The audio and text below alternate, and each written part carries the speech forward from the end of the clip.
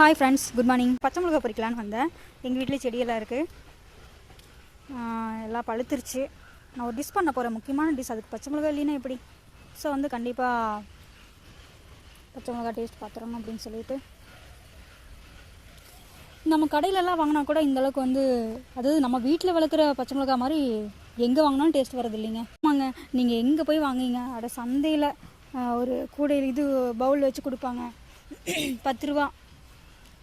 நீங்கள் அதே வாங்கி நம்ம இந்த மாதிரி டிஷ்கெல்லாம் பண்ணும்போது இல்லைங்க, சுத்தமாக டேஸ்ட் வரது இல்லைங்க. நம்ம வீட்டில், அதாவது நம்மளுக்கே தெரியும், நாமளே வச்சு வளர்த்தி, அதாவது காய்கறி ஆகட்டும், எதாகட்டும், ஃப்ரூட்ஸ் ஆகட்டும், இந்த மாதிரியெல்லாம் நாம் வச்சு வளர்த்தி நம்ம பறித்து சாப்பிட்றோம் பார்த்தீங்களா? அதுதாங்க இருக்கிறதுலே ரொம்ப டேஸ்ட்டு. ஒன்றும் பறிக்க முடியாது. இந்த குட்டி குட்டி மிளகாய்ங்க என்ன ஸ்பைஸியாக இருக்குன்னு தெரியுங்களா? செம்ம காரங்க. பாருங்க,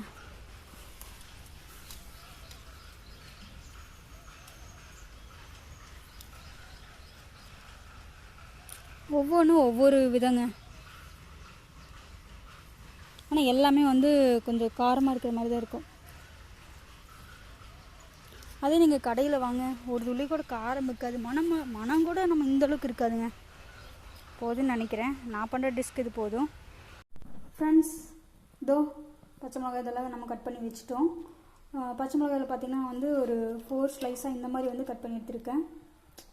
இந்த மாதிரி இதில் உள்ள சால்ட் அப்ளை பண்ணியிருக்கேன். இந்த மாதிரி ஒவ்வொன்றும்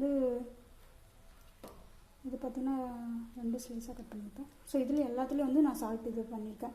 வேணுங்கிற உள்ள சால்ட் இது பண்ணிக்கலாம், இல்லைன்னா விட்டுருலாம். ஸோ உங்களுக்கே தெரிஞ்சிருக்கும், ஒரு ஐடியா கிடச்சிருக்கும் நான் என்ன பண்ண போகிறேன் அப்படின்னு.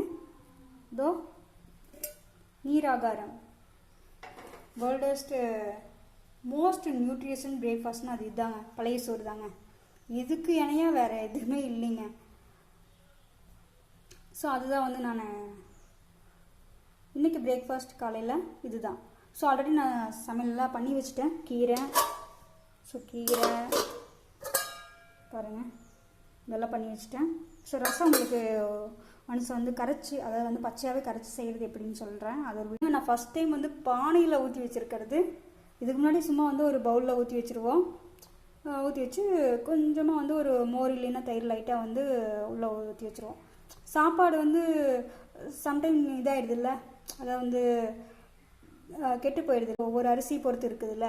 ஸோ அதனால் என்ன பண்ணிட்டேன்னா, அந்த அம்மா சொல்லியிருக்காங்க, தயிர் கொஞ்சம் அதில் இல்லை மோர் லைட்டாக ஊற்றி வச்சோம்னா கெடாதுன்னு சொல்லியிருக்காங்க. அதை வேற்று போகாது, சாப்பாடு வேற்று போகாதுன்னு சொல்லியிருக்காங்க. ஸோ அதனால் நான் என்ன பண்ணுவேன்னா பவுல் ஆகட்டும் அந்த மாதிரி ஊற்றி வச்சுருவேன். இப்போ புதுசாக என்ன பண்ணியிருக்கேன்னா இந்த நியூஸ் பார்த்ததுலேருந்துங்க, ஏன் நம்ம இந்த பானையில் அவ்வளோ ஒரு நம்மளுக்கு இந்த பழைய சோத்துலேயே என்னென்ன ஒரு இரும்பு சத்தெல்லாம் கிடைக்குது, என்ன நியூட்ரிஷன் என்ன கிடைக்குதுன்னு நம்மளுக்கு தெரியும். அந்த காலத்துலேருந்தே பழைய சோத்துக்கு அவ்வளோ ஒரு மகத்துவம்னு சொல்லுவாங்க. ஸோ இப்போ இந்த மாதிரி பானையில் ஊற்றி, அதனால தான் நம்ம எங்கே போனாலும் பார்த்தீங்கன்னா மோர் ஆகட்டும், கம்மஞ்சூர் ஆகட்டும், எல்லாமே பானையில் தான் வச்சுருப்பாங்க. பானை குளிர்ச்சி மட்டும் கிடையாது, இரும்பு சட்டியில் செஞ்சால் ஒரு சத்து கிடைக்குது அப்படின்னு சொல்கிறாங்க. அந்த மாதிரி பானையில் நம்மளுக்கு ஒரு சத்து கிடைக்குது.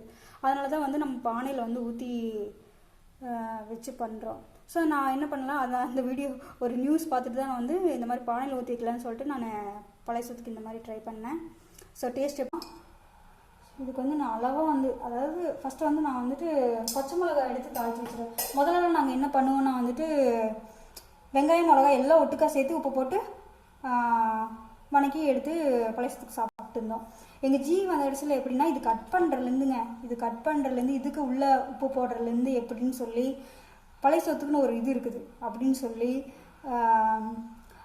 ஃபஸ்ட்டு பச்சை மிளகாய் இது தாளிக்க சொல்லியிருக்காரு. தெரியுதுங்களா? லைட்டாக எண்ணெய் ஊற்றி இந்த மாதிரி பச்சை மிளகாய் உங்களுக்கு தனியாக வணக்கும்போது அது டேஸ்ட்டுங்க. நான் அந்த வெங்காயம் பச்சை மிளகாயெல்லாம் ஃபஸ்ட்டு ஒட்டுக்க போட்டு வணக்கி சாப்பிட்றேன்னு சொன்னாங்கல்ல, அதை விட இந்த மாதிரி தனித்தனியாக இப்படி சாப்பிடும்போது சீரியஸ்லிங்க, பழைய சோத்துக்கு ஒரு ஏற்ற காம்பினேஷனாக அது இந்த பச்சை மிளகா என்ன ஒரு மாதிரி ஸ்பைஸியாக வச்சு சாப்பிட்றோம்ல, போதும். ஓரளவுக்கு தான் இதாகணும்.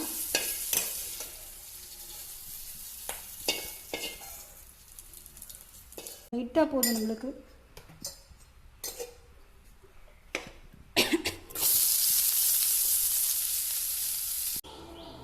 பாருங்கள் எல்லாம் ரெடியாக இருக்குது. சாப்பிட்டு பார்த்துடலாமா? சுண்டைக்காய், பச்சை மிளகாய், வெங்காயம்.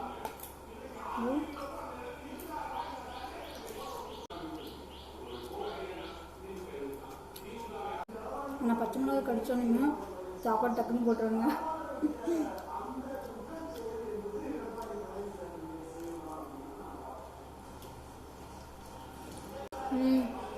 சீரியஸ்லிங்க சரியான ஸ்பைஸியாக இருக்குது, டேஸ்டி.